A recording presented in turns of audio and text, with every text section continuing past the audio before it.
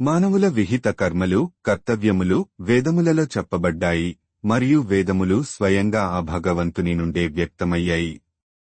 కాబట్టి సర్వవ్యాపి అయిన భగవంతుడు నిత్యము యజ్ఞ కార్యములలో స్థితుడై ఉంటాడు.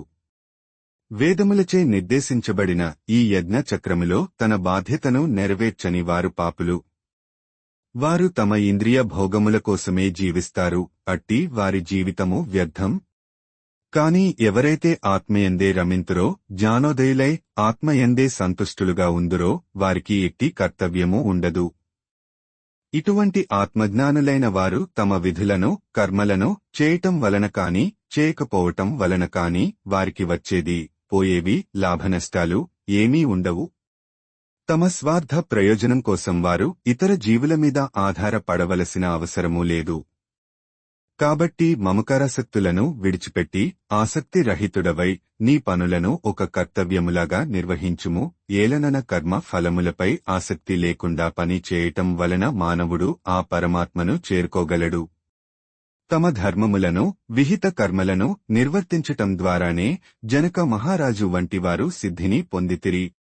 ప్రపంచానికి ఒక చక్కటి ఆదర్శం చూపటానికి నీవు కూడా నీ కర్తవ్య నిర్వహణ చేయాలి.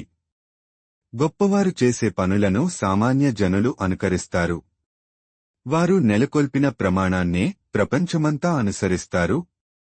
ఈ మూడు లోకాల్లో నాకు చేయవలసిన కర్తవ్యం ఏమీ లేదు.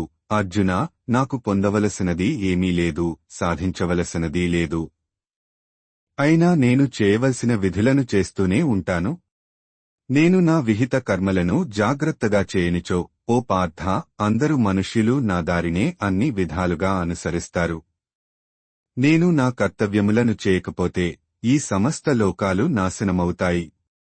జరిగే అల్లకల్లోలానికి నేనే బాధ్యుడనవుతాను, మరియు మానవ జాతికి శాంతి లేకుండా అవుతుంది.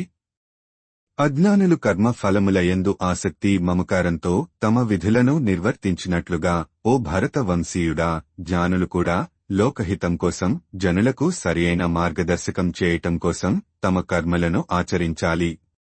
కర్మలను ఆచరించకుండా ప్రేరేపించటం ద్వారా ఫలాసక్తితో కర్మలను చేసే అజ్ఞానుల బుద్ధిని జ్ఞానులు భ్రమకు గురిచేయరాదు.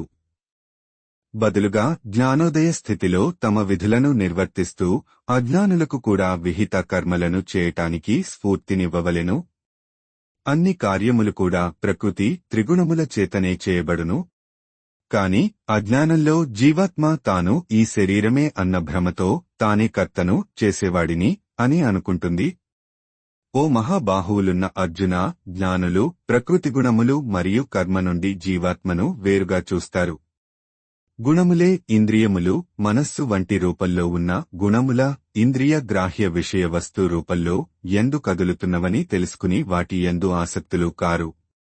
గుణముల ప్రవృత్తిచే భ్రమకు లోనైనవారు వారి కర్మ ఫలముల యందు ఆసక్తులవుతారు. కాని ఈ సత్యములను అర్థం చేసుకున్న జ్ఞానులు ఇది తెలియని అజ్ఞానులను కలవరపరచరాదు.